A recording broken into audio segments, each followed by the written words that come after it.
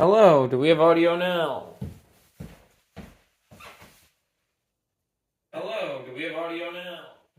Yes, we do. Sorry about that, guys. That was loud. Hello, do we have audio now? Oh, Yes, we do. Sorry about that. there we go.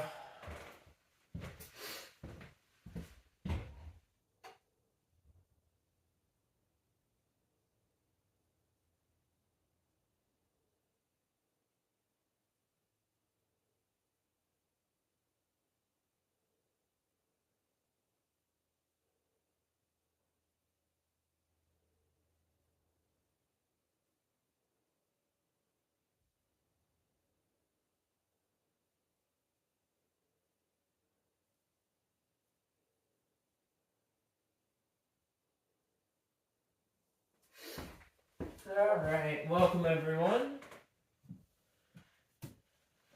All right, I just had to top up the MacBook real quick. It was literally dead, and I charged it for 15 minutes, and it's at 32%. No, Eli, I do not stream on Twitch anymore. I need to adjust the camera up a little. I'm gonna talk a little quieter while I'm over here. I have it mounted in a ring light thing. Okay, that should be a little better for being able to see my face. I don't stream on Twitch anymore, and I have a couple of good reasons for that. Definitely a lot better for seeing my face. A couple reasons for that being mostly that I'm trying to grow the brand here on YouTube. And I'm incorporating a lot more electric vehicle content, which is definitely fun to make, but takes a lot away from me. It takes a lot of energy to do. They're all doing well. The family's good. We actually recently built with the brand new Ryzen 9 7950X. Don't worry. I have just been testing it. I don't have it in a full build yet. But we have to take this computer apart. The USB on the motherboard's dead. Now, what do you guys want me to talk about today? Do you want me to talk about the electric vehicle market? Do you want me to talk about the tech market? Phones? Really anything.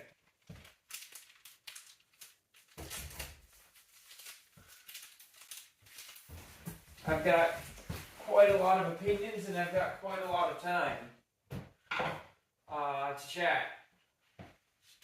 Give me just a moment, guys.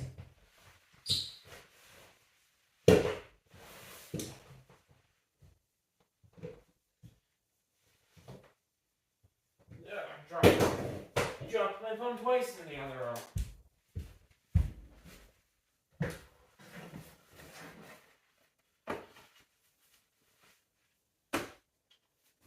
Okay, yeah, I can't blame you, Eli.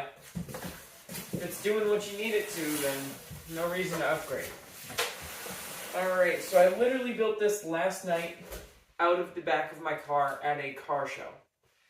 And I get it all put together and everything to realize USB isn't working, whether it's the front panel, whether it's the rear USBs. I've tested those same USB devices using a USB A to C adapter on my MacBook. They work plenty fine. They've worked for a long time. So this board must have gotten waterlogged and damaged in shipping.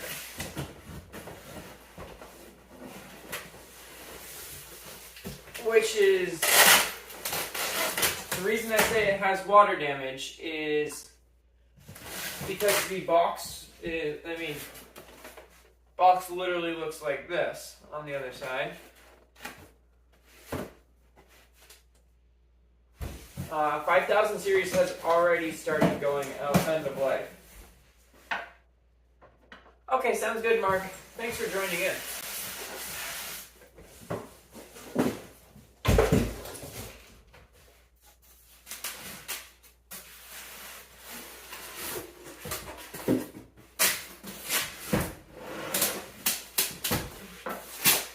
Other than that, it was a great build. The car with its vehicle to load adapter was able to power the build properly. I couldn't install Windows or do anything with it, which was quite frustrating. Especially since I spent all that time building it and now I just have to take it apart. Yeah.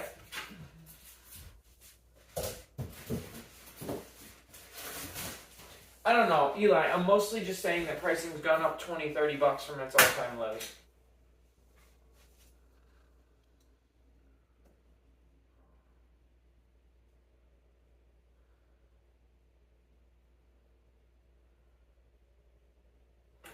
I was showing someone off the Genesis GV60 yesterday, which, as most of you probably know, is the electric car that I have. I left my screwdriver right here.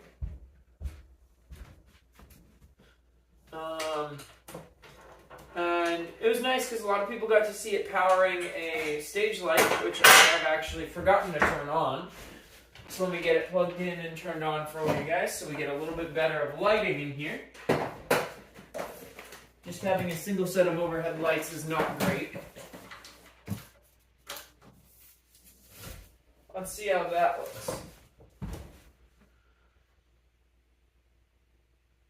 Yeah, that definitely makes it pop a lot more. I gotta turn the blue down a little, it's a bit bright. A softer light is fine.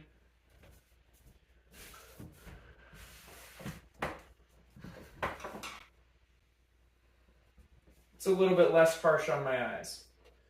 I'm going to keep the power supply installed. I just need to rip the board out of this. I'm going to order a replacement board. Actually, I'll do that now with you guys here. We'll look for a replacement AM4 motherboard in just a moment.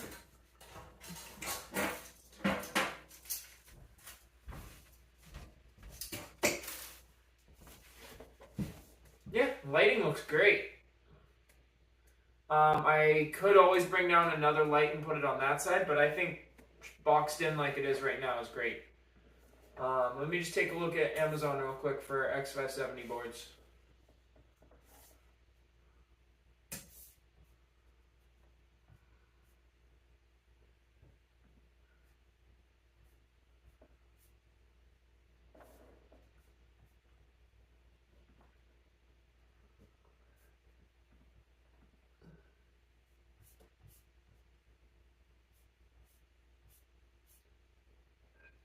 Oh man, I have the hiccups. This is annoying. God, looking on Amazon is so horrible. Amazon, why is your website so bad?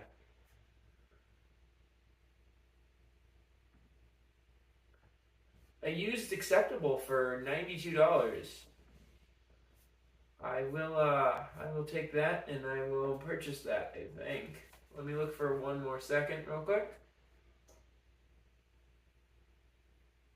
Oh, definitely Soul 7. Though I did have my my stand-up light like I had before, because I brought that because I was planning on streaming there, just like I'm streaming now to you guys. But obviously, I changed my mind about halfway through because I'm annoying. Eli, stop pinging me.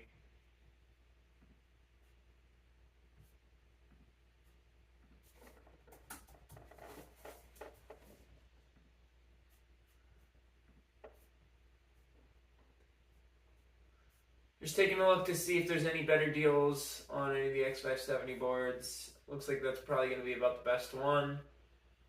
Yeah, $92 for an X570 Prime-P. This is the 16-inch M2 MacBook Pro.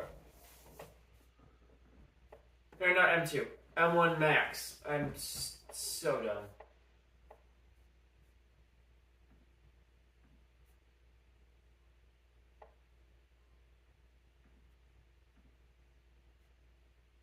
So yeah, this is the 16-inch M1 Max, top spec, CPU and GPU wise, base model otherwise, MacBook Pro.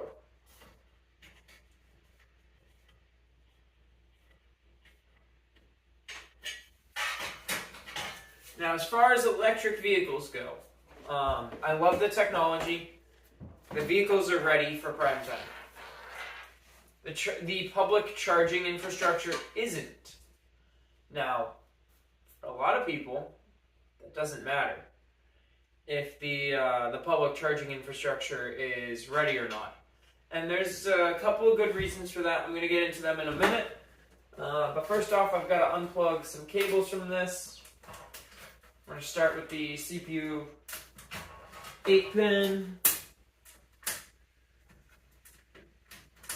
Next up, I'm going to do one of the fans, the RGB cable. Ow, my hand just rolled. That didn't feel good.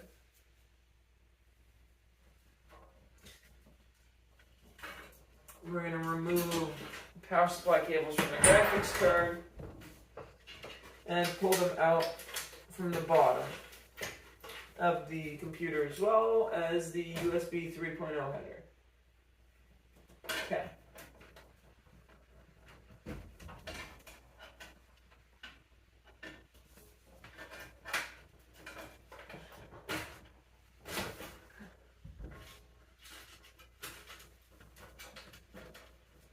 So I do service appointments and stuff like that. This wasn't a repair that I have to do. This is a build that I built with a defective motherboard. But generally speaking, I do offer some level of repairs and stuff like that now. Yes, the tags on the back of my shirt were bothering the crap out of me, so I just removed them. Alright. I think realistically, electric vehicles themselves are amazing and ready for everyone to go out and buy one. I think everyone buying one would overload the grid currently. But if they still continue to buy just about every single one that's being made, which they're not being manufactured fast enough to meet demand, I think we'll be fine. It's the public charging infrastructure really that just needs to catch up. Because it's that public charging infrastructure that has, well, it depends on what you're talking about in Eli. So nothing beats an internal combustion engine in what scenario? Towing? Yeah, I'll give you that. I also don't appreciate the legally forcing people to transition to electric vehicles. I think there should at least be a forced transition to hybridized vehicles. And then maybe an extra 15 years after that, we start considering it. I think it's a little too soon to be pushing it for that now, but that's me. I'm not a politician. Oh, yeah, Mark. I don't know how much of it you missed, because you were putting the kids to bed. But I agree. I feel like the public charging infrastructure is the biggest thing currently holding back the electric vehicle industry. If the public charging infrastructure was significantly better, for electric vehicles, then I would have nothing to complain about. Because as it stands, the vehicles themselves are absolutely amazing. Obviously, I've owned the Hyundai Ioniq 5, a Genesis GV60 Performance, and now we also own a 2022 Bolt EUV. So, an internal combustion engine. Funny that you mentioned that they can last 20 years. A battery should be able to last a similar amount of time with relatively no issue. just like with some super reliable engines, the thing that's going to crap out on these vehicles first is going to be the vehicle. It's not going to be the battery. A lot of these vehicles are being made with batteries that are realistically built well enough that they could be around for... My brain just died mid-sentence. Give me a second. Built well enough with batteries that could be around for 25, 30 years and would be easily able to do 300 to 500,000 miles. Yes, as they get...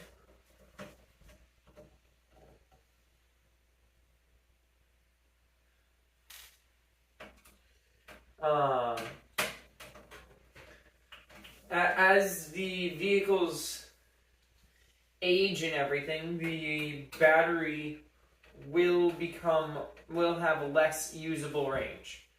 I am estimating that at about 100,000 miles on my vehicle, I'd still have about 88% of the range that it initially came with. Those 12%-ish is kind of my thought process based on what I've seen online and everything. And for a vehicle with 100,000 miles that's 20 years old, I would expect that to probably be around 20%. 20 to 30% with that level of age combined with that mileage. I put more miles on my car than I do... I put miles on my car in a way that's going to affect the battery more than the time.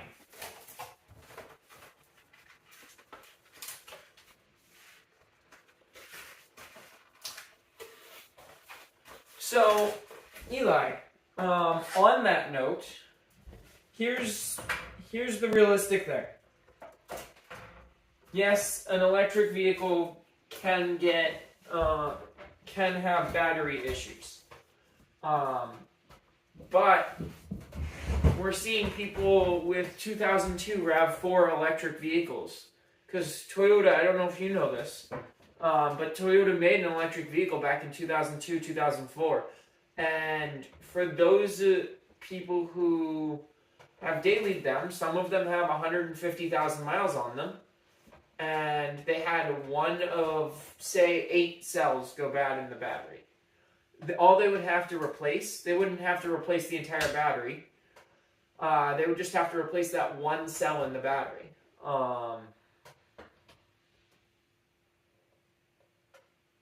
That's not true. I know multiple people with 2004, 2005 Priuses that still are running the original battery after 300,000 miles.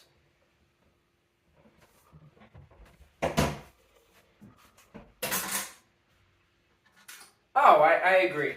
And like I said, I don't think that it should be a forced thing. But I think it is a step in the right direction to encourage. I think instead of forcing it, we should be financially incentivizing it. That way, people can still make their own free decision, but financially, already for a decent number of people, would make sense to have an electric vehicle.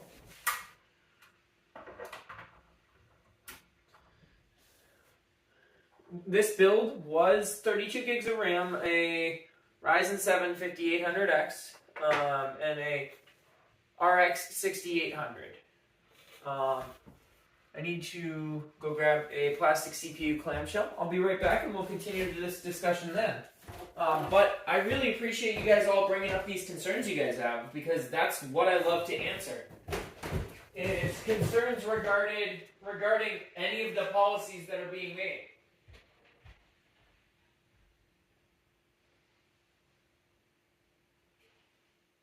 Whether I agree with those policies directly or not is somewhat irrelevant, in my eyes at least.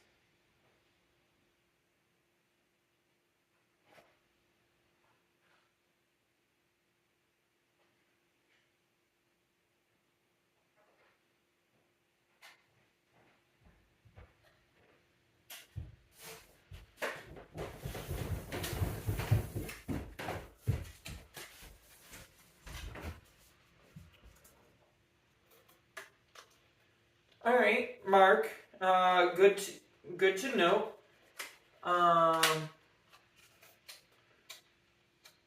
So here's the thing, Soul 7. I have one of the faster charging electric vehicles. A 10 to 80% charge, which you'd have to stop to do probably every 3 to 4 hours, depending on your travel speed, realistically. But about every 200 miles.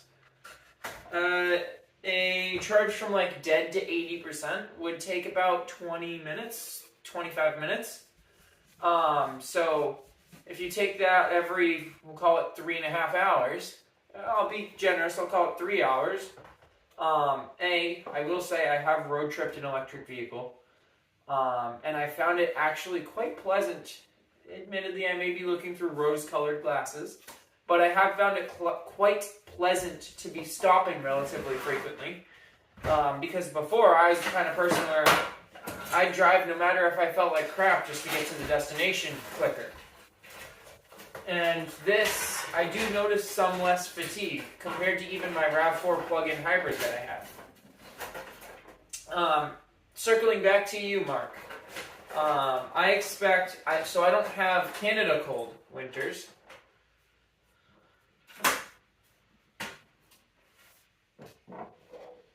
I don't have winters as cold as Canada, but I'll let you know how my range fares. I will say, super cold winters, like up in Canada, you could potentially notice a 20 to 30% range hit. I'm guessing here, because I obviously didn't have the vehicle in the winter last year. But I'm assuming in my more mild winters, I'm probably going to see about a 20% range hit. Which would bring me, instead of getting probably about 240 to 260 miles on a full charge, I'd get about 200 to, like 190 to 215.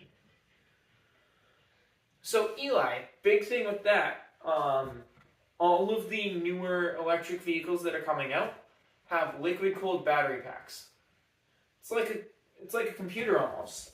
You keep the battery pack in its happy zone for temperatures, which generally is going to be anything under about 50 to 55 degrees Celsius.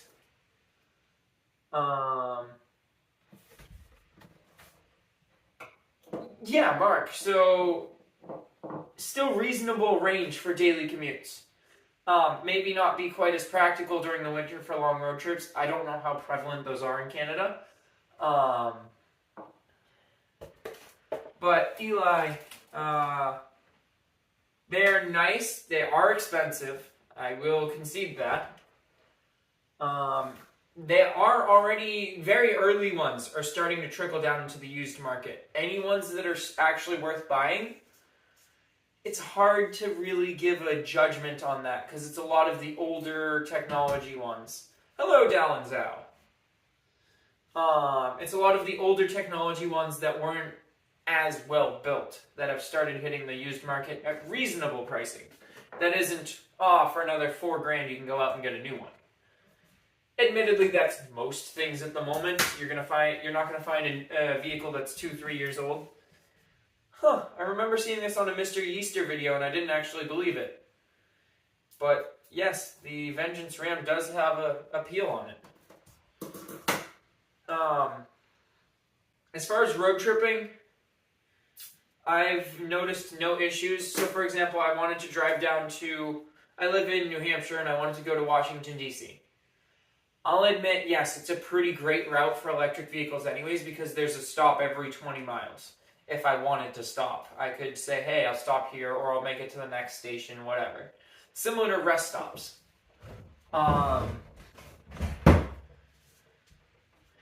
In other parts of the country, it is a concern.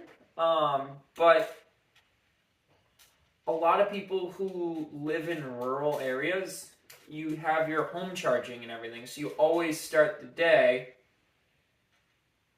with a full charge. Yeah, I remember I was watching, I believe Gavin, I forget his last name, but he has an Ioniq 5 in Canada, and he mentions that a lot of the chargers in Canada max out at about 50 kilowatt, which is definitely quite a bit slower than what we can see maximum here in the States.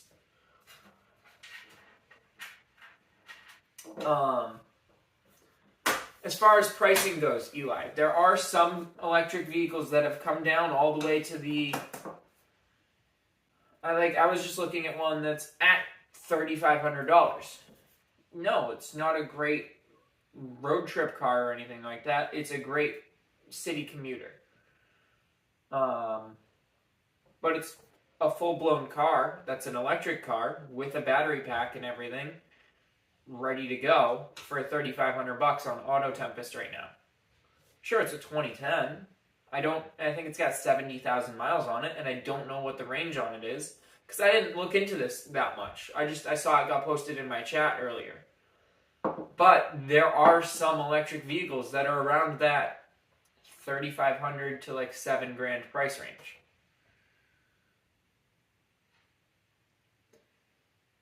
So, Eli, there's a couple of variables with that.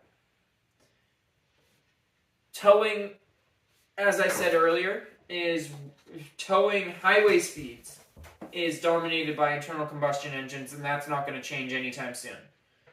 And I don't want it to. Like, that's basically the niche where a gas engine will continue to do better, or in this case a diesel engine most of the time, will continue to do significantly better in the long term. My dad has a Ram 1500 Limited Eco Diesel, and he gets 17, 18 miles a gallon pulling a 7,000-pound camper trailer. And he has a 26-gallon tank. Alexa, what's 26 times 17? 26 times 17 is 442. So you can still have like a 400-mile range with his Eco Diesel. No, an electric truck isn't going to be able to do that, and it won't be able to do that anytime soon.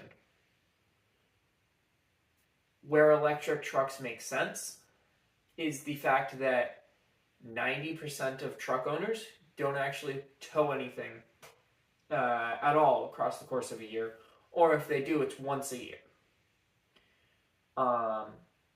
If you get the gas savings across that time frame, with the money you saved on fuel for the rest of the time, because they are significantly cheaper to run day to day, you can rent like a vehicle from like U-Haul or whatever to do your towing. It would work. It's not as convenient as owning the vehicle to begin with. And I will concede that. The market in 2024, I don't know for sure. It'll be interesting to see because a lot more of these Chevy options will be coming out. Yeah, exactly, Mark. Honestly, I don't see a vehicle dedicate that what you do with it is tow. An electric vehicle will not replace that for the next 20 years, probably.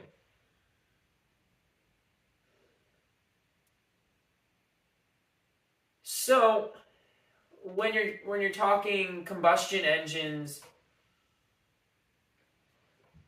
so okay, Soul 7, I'll start working on that now, and I'll check back in with you. Lafayette, Louisiana, correct? Diehard internal combustion engine fans, like a V8, call it a Hellcat. Okay, so we'll go mid. I'll look up what the pricing on the Hellcat is, and I'll compare it price-wise to my vehicle. And we'll go from there. And Soul 7, I'm gonna plan it out with two different vehicles, realistically 3. 2 of them are gonna have basically the same time.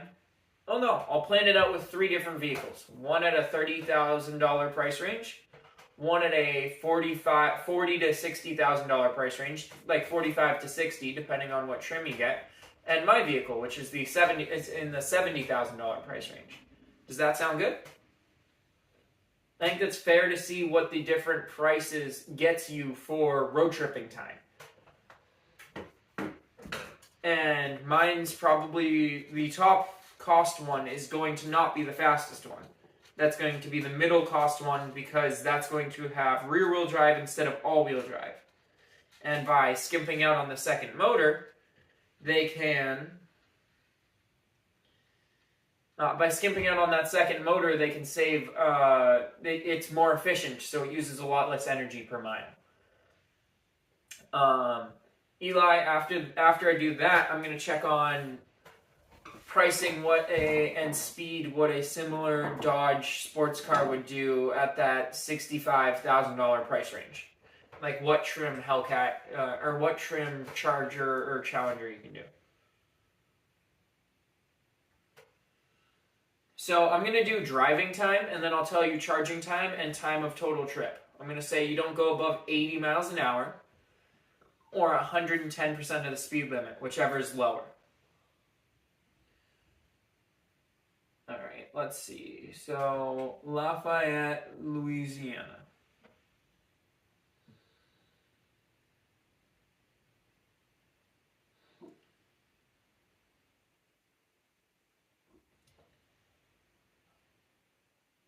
No, Dallin, I'm not talking about road tripping in a Hellcat. I'm talking about for like acceleration, drag strip times, stuff like that. Stuff someone with a Hellcat would be interested in, like running it like a sports car.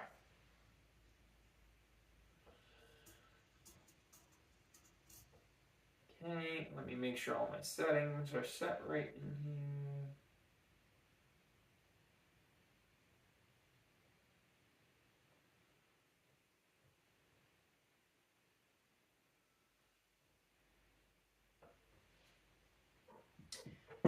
Hello, Kathleen. So first up, Seoul, let me take a look at the normal trip time to Lafayette, just with Google Maps or with Apple Maps.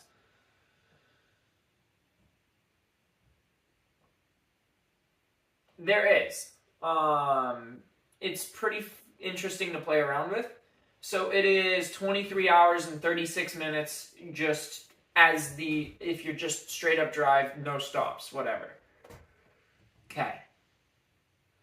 In the car that is the cheapest, the Chevrolet Bolt EUV, which currently can be had for around 30, well, they start at 28 and top trim's like $34,000. Eli, they do not. That's only with the Mustang Mach-E. Because Ford has an exclusive agreement with them through CarPlay and Android Auto. So starting off with the cheapest vehicle, it would want me to do 14 stops, and it would be about 25 hours of driving, so an extra 2 hours of driving. And 11 hours and 19 minutes of charging. So yes, this vehicle would definitely add an extra travel day. That's for the Chevrolet Bolt EUV. That car is so cheap because its Achilles heel is its charging, public charging infrastructure. Now, let's step it up to the Hyundai Ioniq 5. I'm going to see if I can give me a second. I'm going to see if I can select a rear-wheel drive one.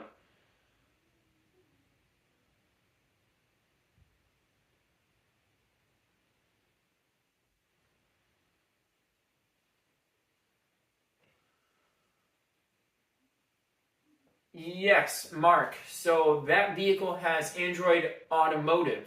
So it's Android built into the vehicle itself. And with that, its built-in navigation will add charging stops. So it's recalculating now for the Hyundai Ioniq 5. It actually wants 3 additional charges, but it's... let me make sure it didn't reset my... It did reset my speed stuff. Let me fix that real quick. 80 miles an hour, 110%. Battery, all looks good. Charger max, state of charge, I'm setting back to 100% in case it wants to do that. Vehicle, no, okay. Alright, same settings now. Remember, we were at 36, we were at 37 hours all in on the Chevrolet Bolt EUV, which is a $34,000 top trim electric vehicle sold, okay? You with me?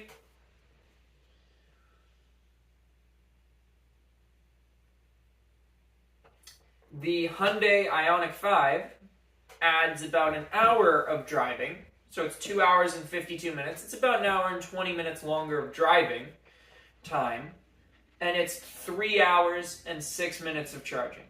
So total time is increased by about 4.5 hours, and it's only 11 stops. Now this is the rear-wheel drive model, which is a bit more efficient on the highway than the all-wheel drive one. But the best news about that is the rear-wheel drive model starts at $45,000. So it's 3 extra hours on a trip that is 1,711 miles. All right, next up, I'm going to check on my vehicle. Biggest concerns I have with my vehicle are going to be the fact that I have an all-wheel drive vehicle, which is less efficient at speed than their vehicle, than the other vehicles that we had just previously selected.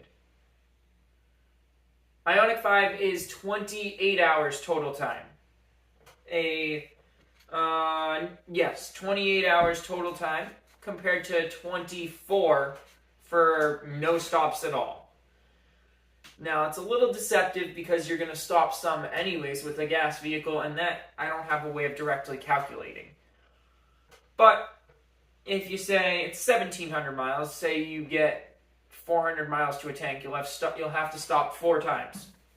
Okay, we'll call that an hour and a half total, including stopping to eat. Okay, stopping for like drive-through, whatever. Call it an hour and a half total for 4 stops in a gas vehicle. We've only added 2.5 to 3 hours compared to a gas vehicle by going electric. And that's because you can use your time a little bit more wisely, and it's more multitasking, realistically. As you're charging, you can eat.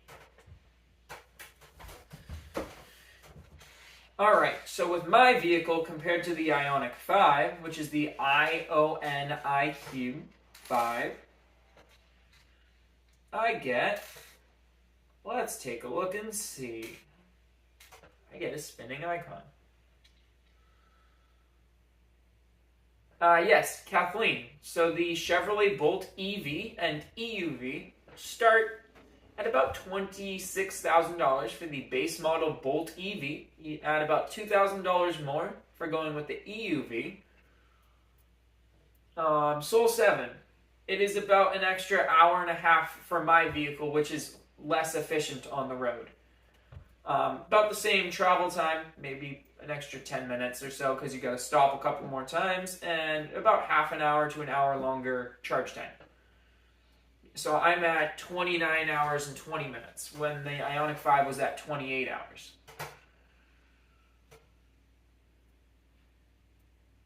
And it is 1,700 miles. Out of curiosity, it is about 50 miles longer going with with my vehicle compared to a gas vehicle. That's just based on charger location, I'm sure.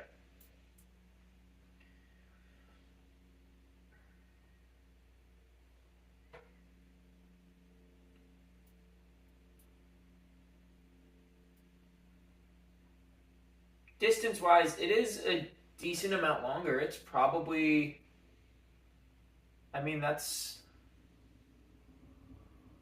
50, call it, worst case, call it like a 75-mile difference.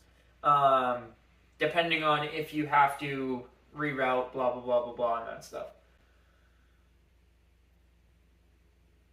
Kathleen, that bare bones entry level vehicle will still do this in that $28,000 vehicle will do this in 36 hours instead of the 30 hours that my vehicle will do it in, or the 28 that the Ioniq 5 will do it in. In all honesty, it's really not that bad.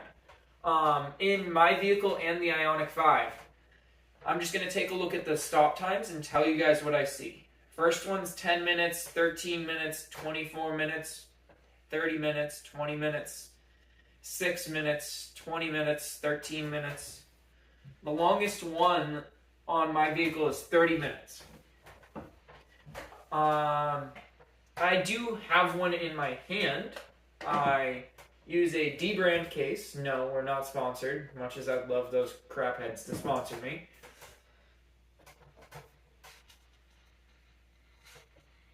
Yeah, so the Chevrolet Bolt vehicles are, honestly, they're decent vehicles. I have some concerns with them, but most of them are just because I'm impatient. Yes, so hello, Ant Network. Yes, so Soul, in the past 3 to 4 years, they've added like 1,500 stations nationwide between superchargers and public charging stations.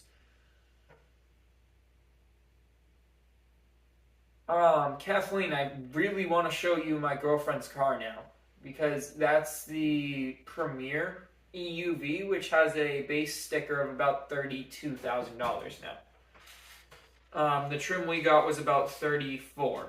Oh, there's a higher one that has Super Cruise. My apologies, guys. That one's about $37,000. Hello, Royal Point Effects.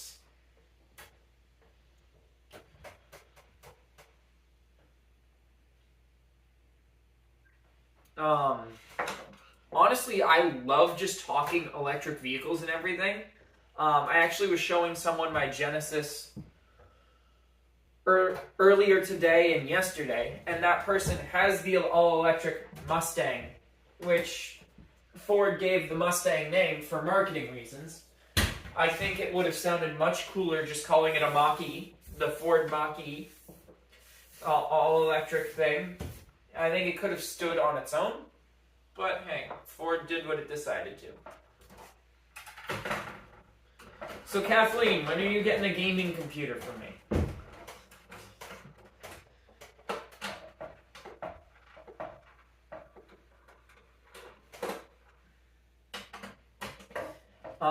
The person has the all-electric Mustang, and they really liked the Genesis. They said if the Genesis still qualified for the $7,500 federal tax incentive, they were literally talking with my dealer today. I literally sent him my contact at the dealership's information and everything. Oh yeah, of course, Eli. That's what I'm here for. As far as charging infrastructure, though, I've done... Nah, we're not there yet. We are trending that way, but I don't think we're quite there yet. Now we're gonna do a follower giveaway stream, but only if you have shilled us and have earned a commissioned sale through us. Wink, wink, nudge, nudge. It's for partners. Alright, see ya, Eli. Have a good one.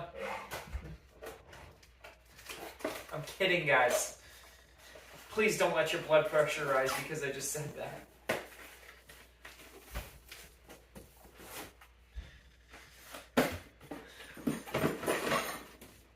The most annoying thing, I think, right now is the fact that I now have to reassemble this.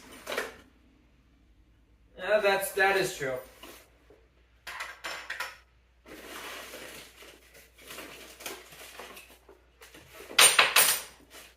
The most annoying thing is that I have to reassemble this build once the replacement motherboard comes in 2 days, 3 days. I would have much rather gotten it all done at once.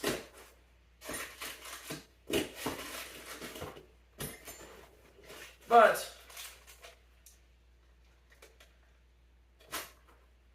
oh.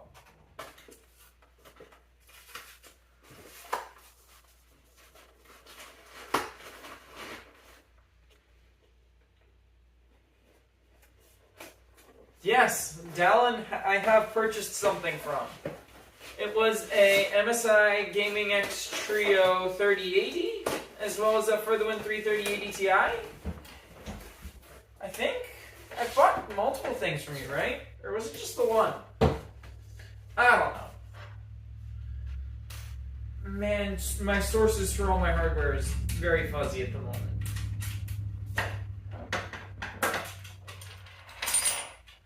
But do you guys have any questions about any computer hardware? Oh, 3070 Ti, that's what it was. That was during that snowstorm.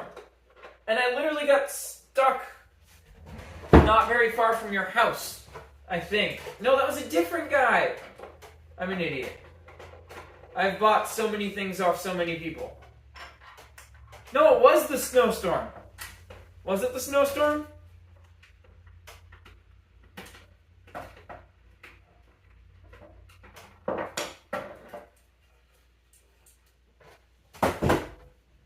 Yeah, it was, because I had my Jetta TDI then.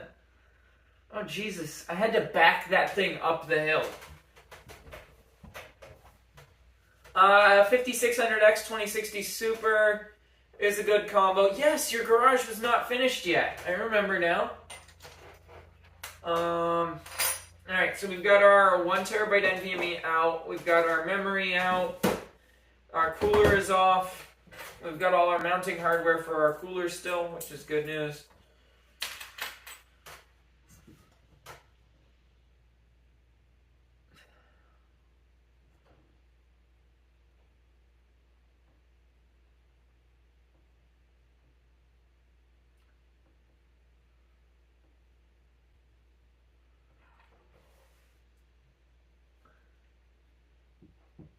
Yeah.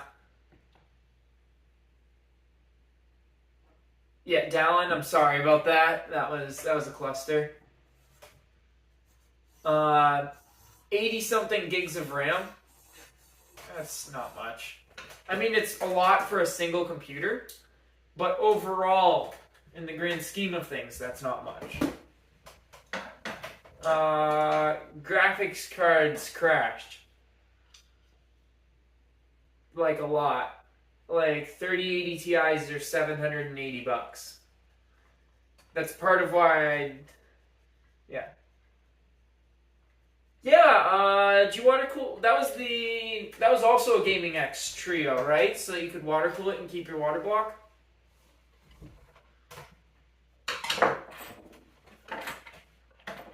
Did I place that Amazon order yet? God damn it.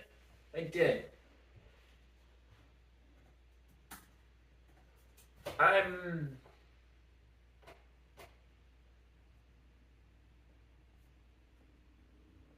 Okay, we're ordering this again, but we're ordering it new. And it'll be here Monday.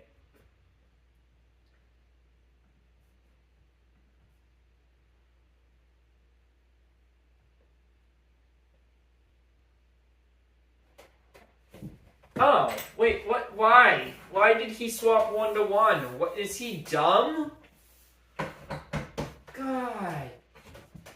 People have too much money to know that they're own good. Wow, I just had a stroke. Too many people have too much money for their own good.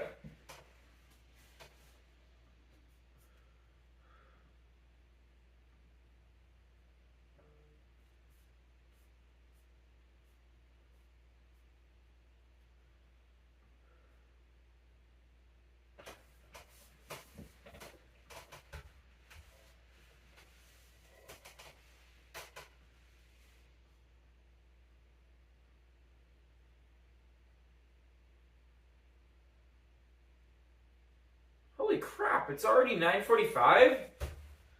Wow. Oh, okay. Mark. Yeah, I don't blame you. It'd be nice to do, that's for sure. Awesome, I can pop out chat so that I can keep you guys always on the screen. I'm going to go take a look at Micro Center's local clearance stuff, and I'm going to rattle off some pricing to you guys. I always sort by highest price because it's fun. They have a 6900. What? They got rid of all their high-end NVIDIA cards, Dallin. Like, what? They got rid of all their NVIDIA cards. Did they really RTV all their NVIDIA cards? What? They have no open box NVIDIA cards. All of them. All of the open box ones are gone except like GT 730. What?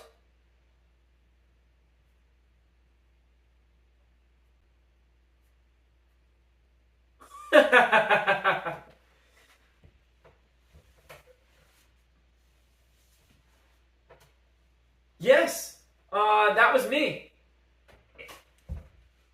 It's interesting to see that I'm popping into people's recommended feeds. I've noticed that happening a bit more. People who I talk to basically it just shows how much Google stalks you and tracks your data because it probably has some of your Discord browsing data somehow. I don't know how, but I've sent that link enough times in that Discord chat that it probably has just pushed it to everyone in the chat. I can't believe I'm almost at the. Yeah, those were words. We're gonna go grab another computer to tear apart. I've got to pull apart my computer because I need to RMA my graphics cards.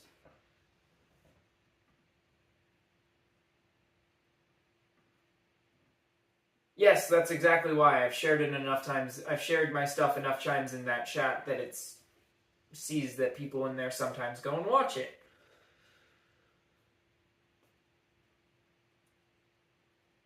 Let's see, what's their closeout stuff?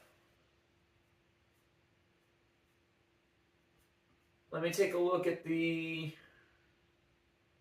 graphics cards they have right now, because they've been running really low. Dallin.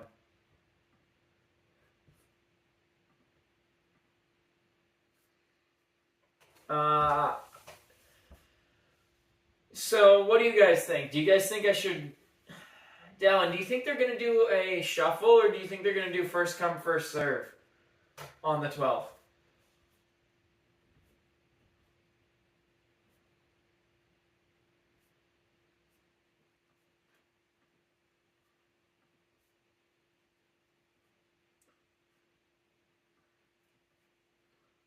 Because if it's first come, first serve, I'll go down there the night before. If it's a shuffle, then I have no reason to go down the night before. I'll be there for open. I just need to... You're telling me... You're telling me the RTX A2000 is $700? I did not know David spent $700 on that graphics card. But yeah, they have no 3090s. Their highest end card is a 3080 10 gig. I see what's happening. They sent back literally all of their stuff that's end of life because 3080 is sticking around. I have not heard of them. I am going to grab a charger for my MacBook. I'm going to grab an extension cable, or a power strip rather, for the charger for my MacBook. And then I will, after that, go and grab my computer, and I gotta start tearing it apart. It's literally been together for like 2 months, 3 months max. But the screen on my my graphics cards have a screen built into them. And that screen No, I cannot unplug that because that'll unplug everything.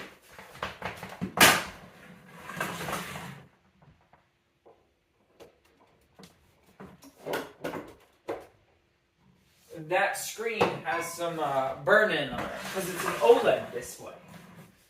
And I show static things on it. Nice microwave.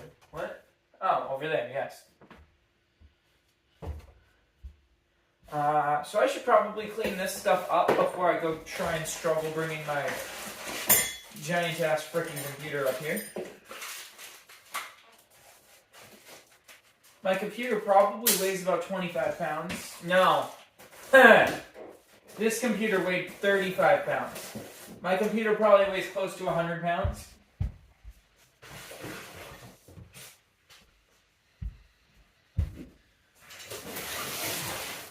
I'm going to bring some of this stuff upstairs to my room, to the workroom.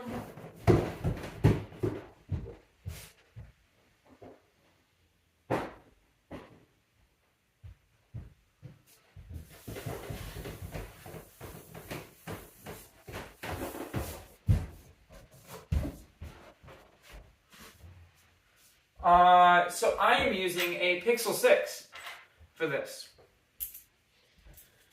How does it look? I'm streaming from Streamlabs on the Pixel 6. No, Streamlabs is not a platform you should realistically use. Yes, I still use it because it's easy. But they're scummy people. Yeah, I'm just using a Pixel 6 for this.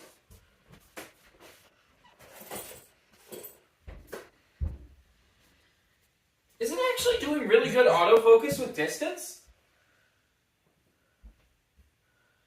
Interesting.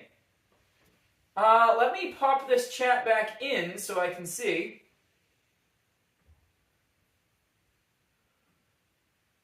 Oh, I still haven't plugged my laptop in, actually.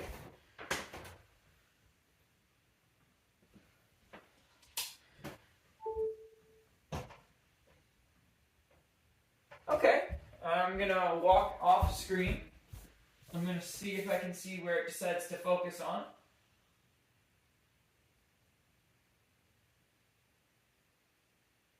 And then walk on screen.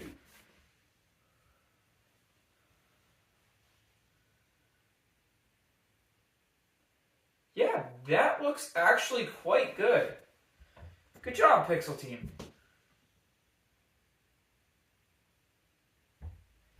Yeah.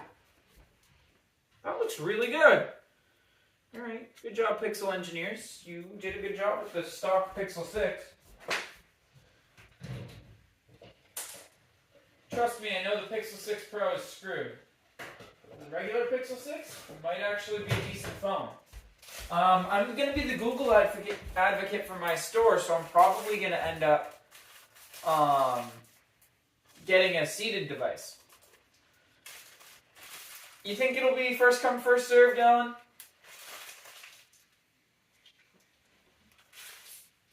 Kathleen, you still hanging out? You still chilling?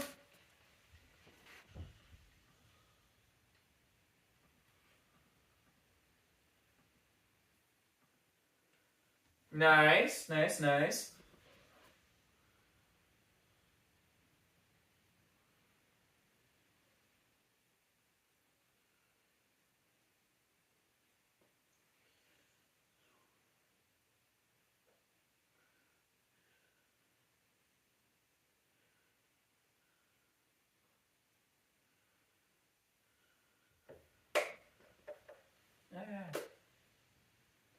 Sorry guys, my brain just crashed real quick.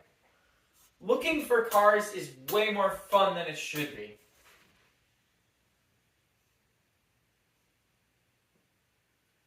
You really don't, Dallin.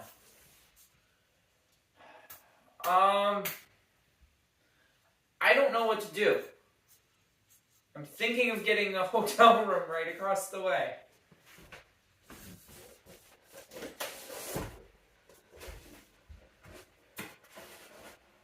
And then I can keep an eye on the line while being warm.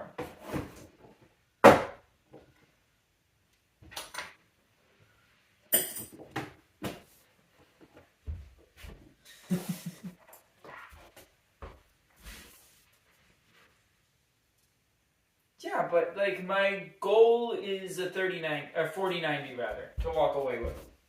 And 4090 is the only thing that launches on the 12. So anyone who's there is going to have fat pockets. I'm just concerned that they're going to have 2 of each card. I feel like we've been seeing rumors for long enough that they'll probably have 5 to 10 of each card. In which case I'll probably be fine. But I don't know. I wasn't there 3090 launch day. I just remember 3090 launch day how bad it was. Yeah, that's the thing, Mark. Like I gotta balance this, because if I get one, the instant I get one in, I can throw it with my 7950X. That's what tonight's build was initially supposed to be. I was going to be building that up with a 3090, and then I can swap the 4090 in when I get my hands on one. But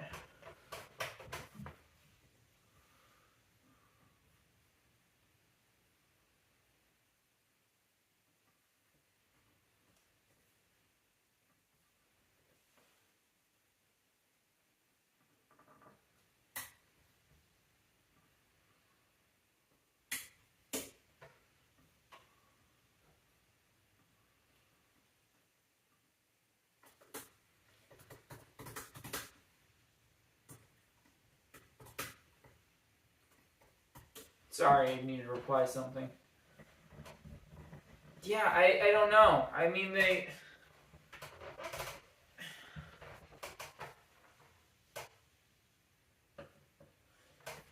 Postponed launch means manufacturing distribution issue, definitely, but it could also just be that they have a lot more stuck. They had a bunch stuck in container ships that all got released.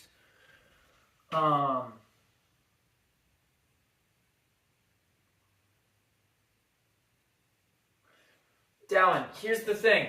Remember how much it's progressed? Like, remember at the end how much camping had progressed? I wonder if there's people that are ready for that now. I know there are people in other markets saying, yeah, I'm going 2 days before.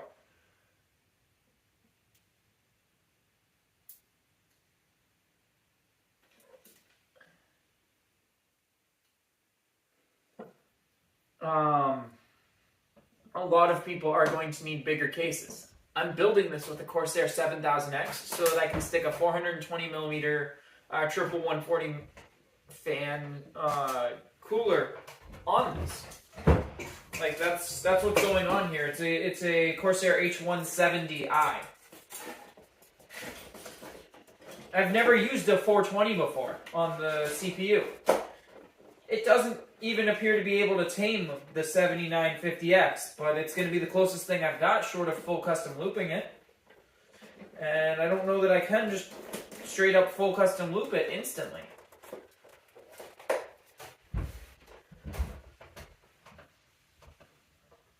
Minimum PSUs probably are, so 850 is the minimum rated one.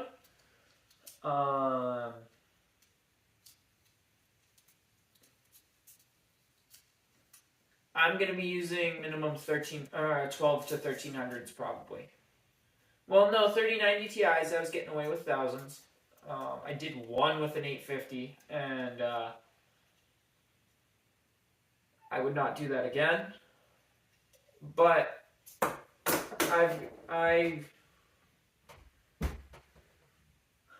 my brain's not working.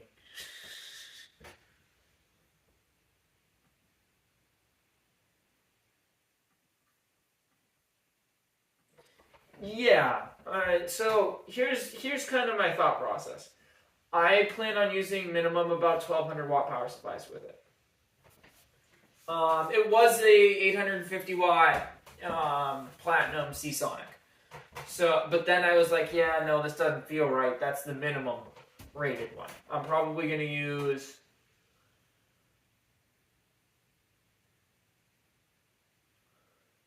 I'm doing decent 32 gig RAM configuration. I'm going to do 4090, 7950X and stuff. be the first guy on Facebook Marketplace with a 4090 full build. Like, imagine the premium you could charge for being able to beat a system integrator. Being able to beat any CyberPower or anything like that to getting a 4090 in your hands.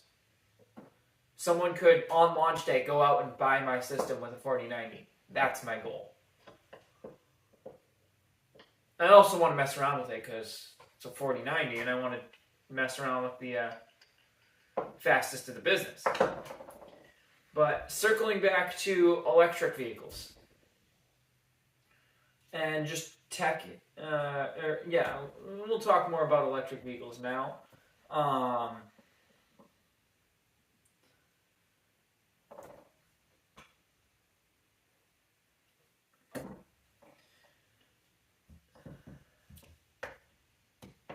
It does, but my experiences that I've had with my electric vehicles, where I've put about 15,000, 16,000 miles on them so far, over about 8 months. I mean, I've had an electric vehicle since early March as my only vehicle for me personally. Sure, I've had access to a RAV4 hybrid for a while, and we do still have a Ram 1500 EcoDiesel in the family and in the household. I've done probably 100 to 150 charges. Of those, some of those times I didn't necessarily need to charge. I was just there because I get 3 years of free charging. So I don't count those nearly as much towards issues with charging. Those probably get weighted at about a half because I didn't need to charge and I just was going to plug in if the plug was available.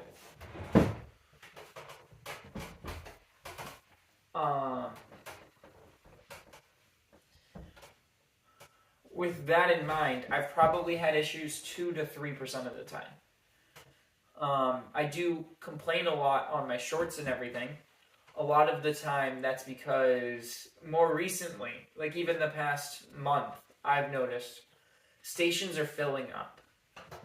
And it's happening at an alarming rate, in all honesty. There are significantly more electric vehicles on the road now than there was 2 months ago. There's probably double to triple the amount of public charging electric vehicles. I feel like there's just a ton more people that are that are public charging their vehicles. And part of that's because Electrify America, because their network is so unreliable right now. And when I say unreliable, I mean their connection of their stations to their headquarters in their data center. Generally speaking, you're not going to run into a charging station that they're all down.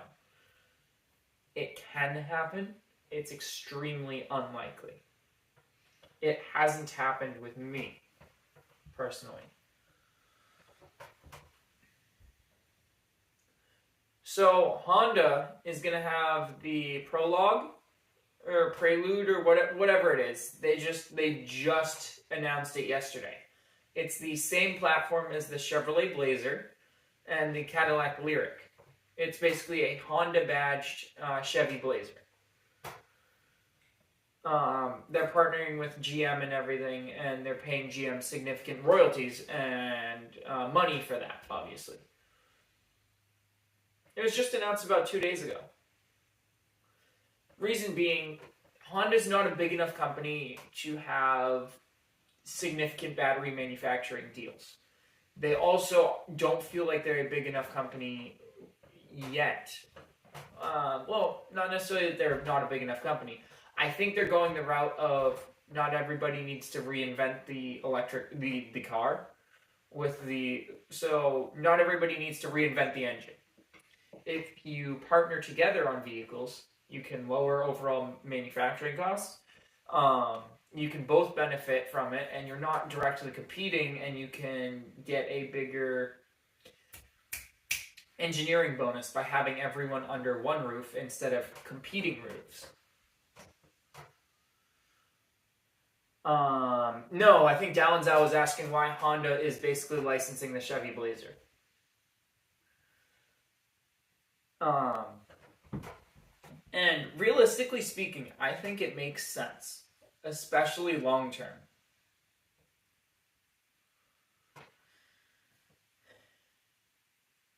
Honda in the US has been relatively conservative with electrification efforts. Toyota has actively resisted electrification beyond the Prius and a regular hybrid. I think the RAV4 Prime is a great vehicle. I think it could be a much better vehicle if Toyota didn't gimp it. I think that plug-in hybrids to begin with are a flawed strategy. They are great for people who aren't quite sold on the idea of an electric vehicle yet, which was me a year and a half ago.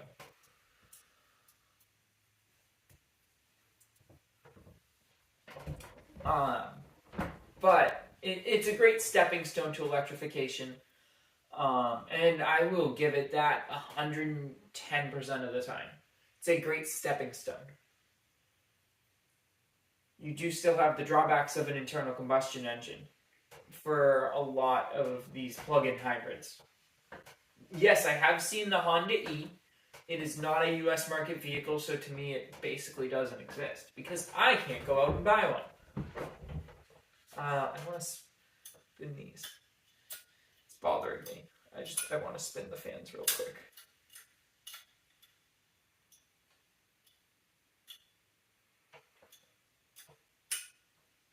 I really am a child on the inside.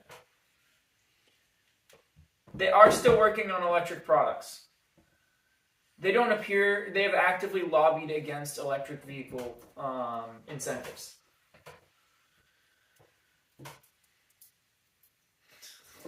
Yes, Justin, we are all a child on the inside.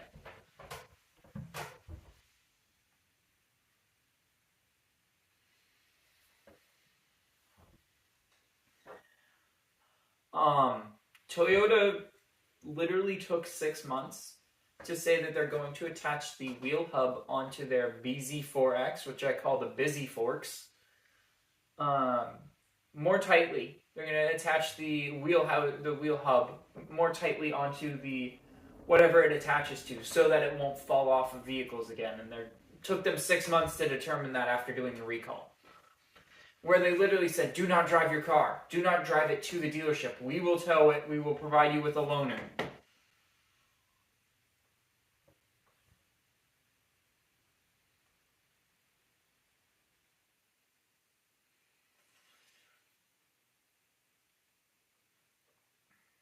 And it's... yeah, so... the Honda E is a very small vehicle. It's very much a Euro market vehicle. It's extremely efficient. It has okay-ish range. It has really decent range if you're following like European driving standards, as well as if you're within Kaikar. I think so. I don't actually know the size of that, so let me look it up real quick.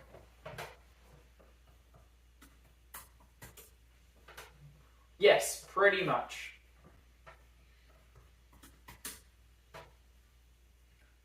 Yep, it's like a modern interpretation of that.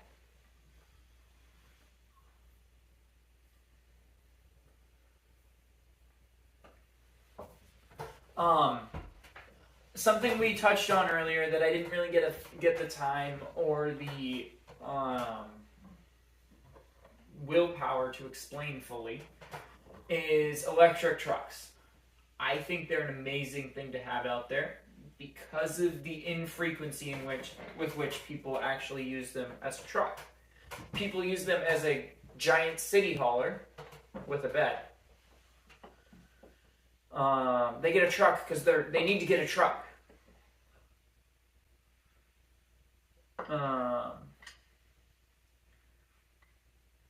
And yeah, no, Mark, the Honda E is never going to make it to the North American market. I think exactly, down. Nobody who my dad doesn't need a truck. He has a truck. We go camping 5 to 8 times a year where he has to tow a camper. doesn't need a truck other than that. He could rent a U-Haul truck for cheaper, or like whatever, for the meantime, and he could have a nice electric vehicle in the meantime. I haven't really tried telling him this, because I need a truck. But it's people are forcing the niche as the mainstream. The niche is using a truck as a truck. Yes, there are people who do that. There are probably 5% of the people, 5 to 10% of the people who own trucks. Tesla Semi, we'll see. Verdict's still out. It's going to start deliveries this year on December 1st. To Pepsi, actually. I don't know if you knew that.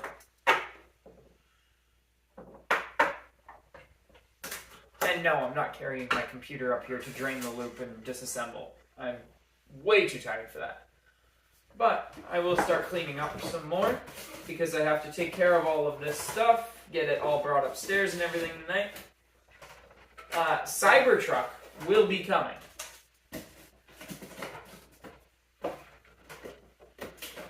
I have some thoughts on why it was delayed. And I have some information on what their goal with the Cybertruck was. They wanted their new cell packaging form factor. They wanted to get the yields on those up. They always, everything they announce, add a year to. If it comes out of Elon's mouth, add a year. So just like how they said with SpaceX and T-Mobile that we're going to very soon, we're going to start launching, by the end of next year, we're going to start launching satellites with the capability. Yeah. Okay. So I expect it to be a thing in 2 to 3 years. So, Ant Network. So, Royal Point Effects. The Tesla Semi is going to do great for final mile and for repeatable routes. Because if you do the same route every day with the same fleet of vehicles, those vehicles are going to have somewhere around 750 to 800 kilowatt hour battery packs. They'll be able to charge at the megawatt chargers, the megawatt capable superchargers, which obviously is going to spike it and then taper. But those are going to have absolutely massive battery packs. And what you can do is you can set those superchargers at the loading and unloading bays. So that while you're there loading, hooking up, unloading, whatever, you can be charging the vehicle. You no longer have to go get fuel somewhere along your way. Last mile delivery is the perfect thing for an electric vehicle. Because you don't even need that large of a battery to do 100 miles. Like that's supposed to be able to do, if we say an 800 megawatt or an 800 kilowatt hour battery pack, assuming less than 2 kilowatt hour per mile,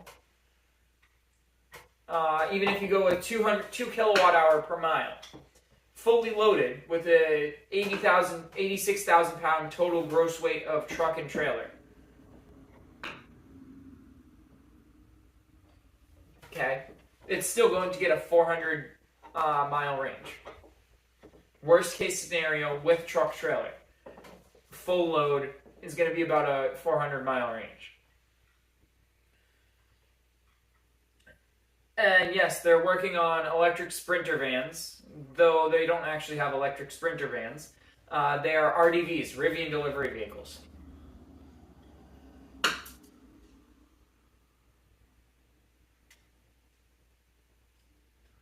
I will say, much of the trucking industry not being last mile, as we were saying earlier, it is the worst candidate to replace it with.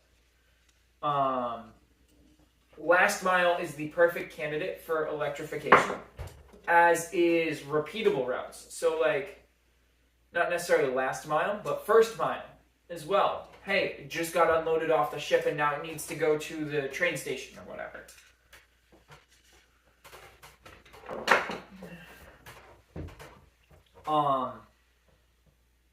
As with any class of vehicles, you'll have your hyper-efficient vehicles and you'll have your Hummers. Quite literally, there's a Hummer electric vehicle that's 9,000 pounds. And the reason that it is so wide and so heavy, or some of the side effects, rather, of it being so heavy is it doesn't have to pass the normal crash safety testing. Because it doesn't count as a car. Neither does the F-150 Lightning, technically. It doesn't count as a consumer vehicle. It counts as some form of truck. Like a commercialized truck. Not that you need like a CDL for it or anything like that, but that's because that's based on weight.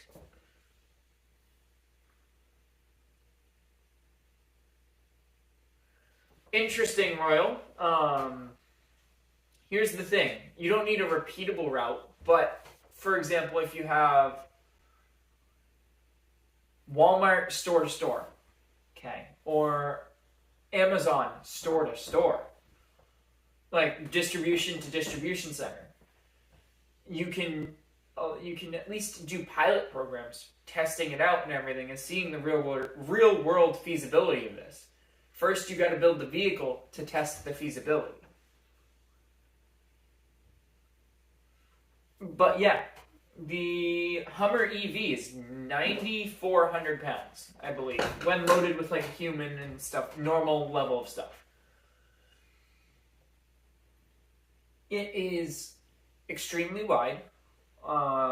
It makes a Model 3 look like a smart EV almost. Not quite that extreme, but it makes a Model 3 look small. Which, sure, it's a sedan, but it's not a short sedan. The Hummer EV is not intended to be a green vehicle.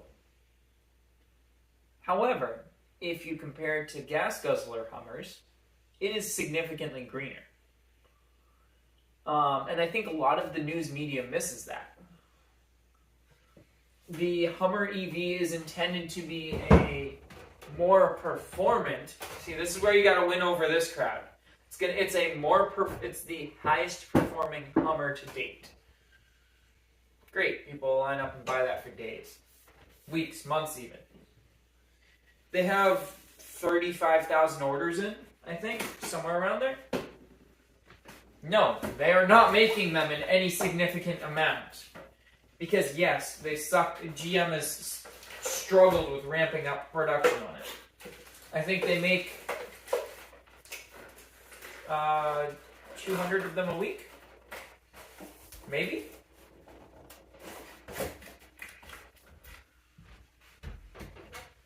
Oh, no, I don't think autopilot in a semi is going to be anything usable.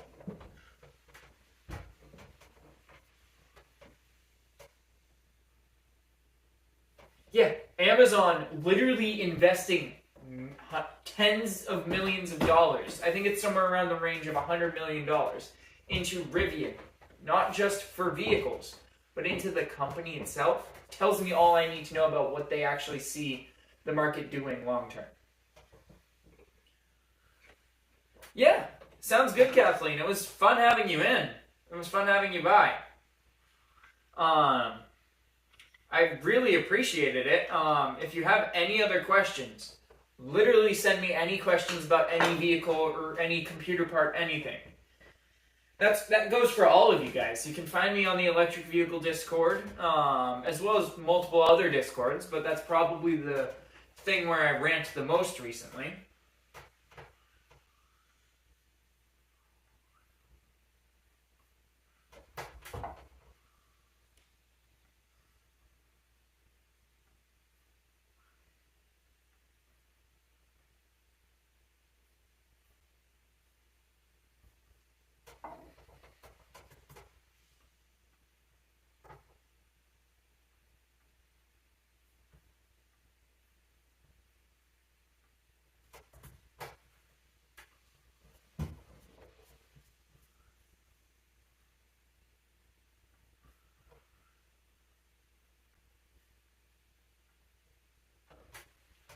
autopilot would be great for long roads. Not necessarily for fully autonomous driving, but for, hey, I can let it engage for a minute while I look and grab my drink.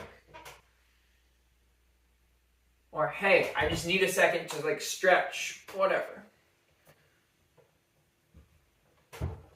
It's going to literally be a game changer as a driver assistance feature. Not as a driver replacement feature, but driver assistance features are so useful. And they are honestly very underrated. So I drove my girlfriend's Chevy Bolt EUV, which we do not have the Super Cruise package, which is Chevy's enhanced driver assistance features. In that, well, no, Soul 7, I think it's good for a minute or two bursts. And you still have to have your regular, hey, if they don't interact with the wheel, if they don't do whatever, if they're not actively paying attention, then after 25 seconds or whatever, you start pulling the truck over. Oh, exactly, Mark. Like, I do not like fully autonomous driving. I would not use it. I think it would be cool to try, briefly. It'd be cool to try, but I'd never use the feature. Exactly. So, like, if you just stopped, you grabbed a bite, whatever, or you need a drink real quick, or, hey, I don't know, maybe you need to pull up on your navigation where you need to stop to use the restroom or whatever. Or you need to stop to charge or anything, really. If you need to do anything other than just purely driving, if it can take over for 20 to 30 seconds at a time, perfect.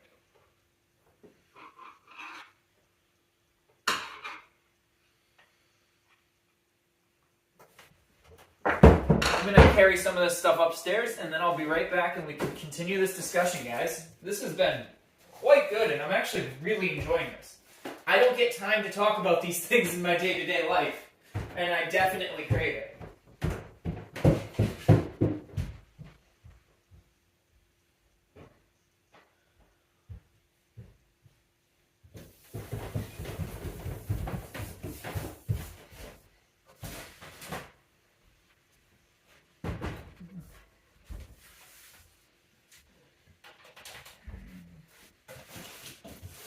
As far as going back to my story, so I have gotten used to some pretty heavy driver assistance features. My car can pretty much hands-free drive itself for about 20 seconds. If I'm on a highway that has clear lane markings and everything like that. So I can take my hands off the wheel for about 10 to 15 seconds, after which it'll start beeping at me.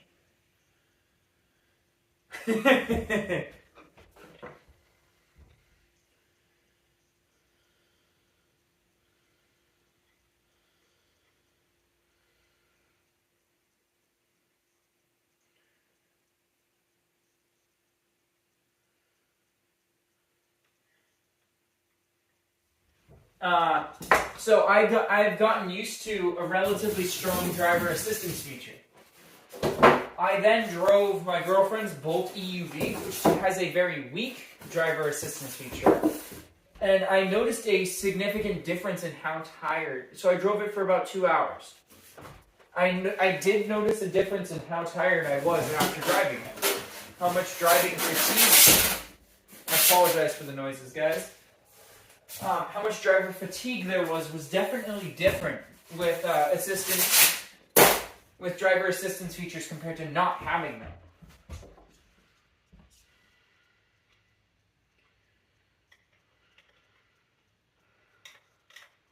It's called letting go of the wheel and praying for the best.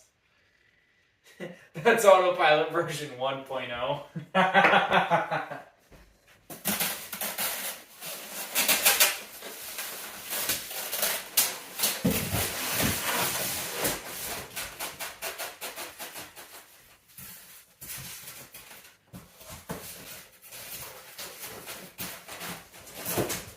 I mean, I haven't really gotten into the cost of charging argument, but I watched a video today. I don't remember who it was by. I'll see if I can find it. But it was something very interesting. It compared the Chevy Bolt EV to the Chevy Trax, Chevy Trax is about $4 or $5 grand cheaper to begin with. And over the course of 8 years and 80,000 miles, it ended up being about, the Chevy Trax, including maintenance and fuel, ended up I think it was 10 grand more expensive, total cost of ownership. Let me see if I can find it, because it was a very, very well done video. It was... And it's by Andy's Computer. Dude only has 500 subscribers. He's just like me. It's EV car payment versus gasoline fuel bill, which is cheaper. Basically, over 8 years and 80,000 miles, which I drive significantly more than that, which would skew it even more in the favor of electric vehicles, would save you'd save even more. But over 8 years, 80,000 miles, it's like $11,000 saved.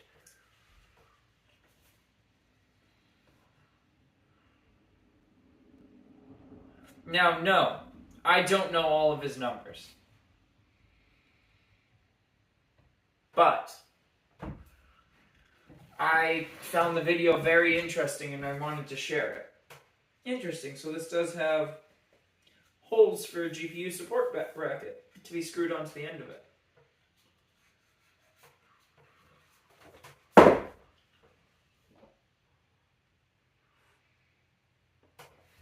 It's cool.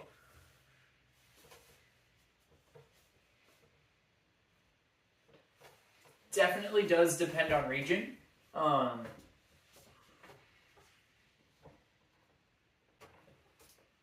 There's definitely a lot of things to consider with it, but for a lot of people, electric vehicles are going to save them money if they. I don't like how they have a higher upfront cost.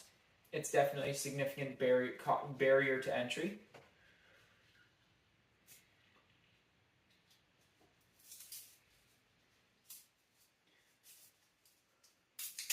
Vroom is a online car retailer that I actually sold my RAV4 Prime to.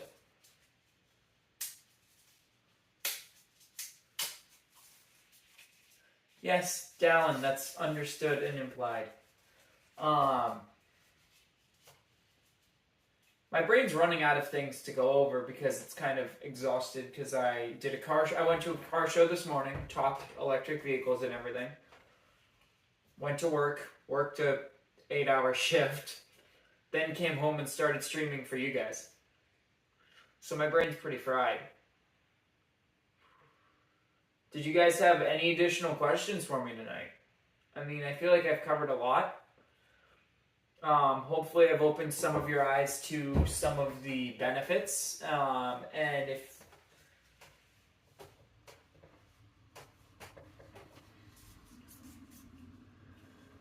if you guys do have any additional questions, make sure you either message me and we'll do another stream in the future with some Ask Me Anything questions, blah, blah, blah, blah. But I just really enjoy talking about electric cars, so I feel like I should do podcast-y episodes like this more frequently. Because it was quite a